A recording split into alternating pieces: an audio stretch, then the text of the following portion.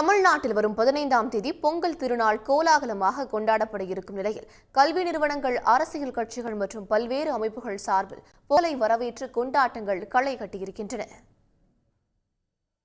தைப்பொங்கலையொட்டி கடைவீதிகளில் கூட்டம் அலைமோதி வரும் நிலையில் காஞ்சிபுரத்தில் புத்தாடைகள் வாங்க ஜவுளி கடைகளுக்கு மக்கள் படையெடுத்தனர். இதனால் காந்தி சாலையில் போக்குவரத்து நெரிசல் ஏற்பட்டது.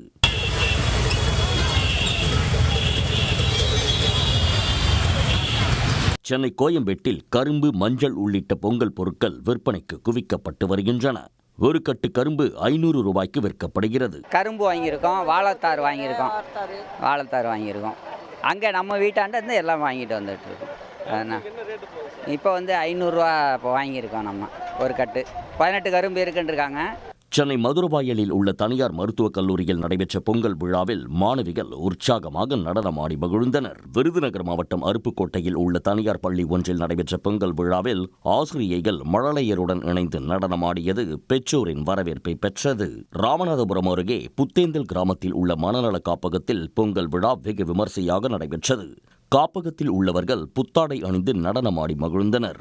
திண்டுக்கல் மாவட்டம் ஒட்டஞ்சத்திரத்தில் அமைச்சர் சக்கரபாணி தலைமையில் சமத்துவ பொங்கல் விழா நடைபெற்றது. அப்போது நடைபெற்ற கோலப் போட்டியில் திமுக அரசின் சாதனை திட்டங்களை போட்டியாளர்கள் கண்முன் கொண்டு வந்தனர்.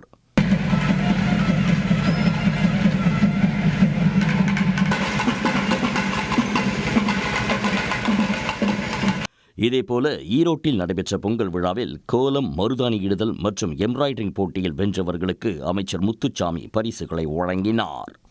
மகளிருக்கான நிறைய போட்டிகள் வச்சாங்க. அதுல நான் மெஹந்தி போட்டியில கலந்துக்கிட்டேன். கோல போட்டி, வெஜிடபிள் கார்விங்ஸ் நிறைய போட்டி நடந்தது. இந்த பிரைஸ் கொடுக்கறது எங்களுக்கு ரொம்ப என்கரேஜ்மெண்டா இருக்கு. திமுகவுக்கு ரொம்ப நன்றி. இந்த திராவிட பொங்கல் எங்களுக்கு நல்லபடியா ஆரம்பிச்சு கொடுத்ததுக்கு மிகவும் நன்றி. இதேபோல தமிழ்நாட்டின் பல்வேறு பகுதிகளில் திமுக சார்பில் திராவிட பொங்கல் விழாவும், பாஜக சார்பில் மோடி பொங்கல் விழாவும் நடைபெற்றன. உடனுக்குடன் செய்திகளை தெரிந்து கொள்ள சன் நியூஸ் பெல் ஐகானை கிளிக் பண்ணுங்க.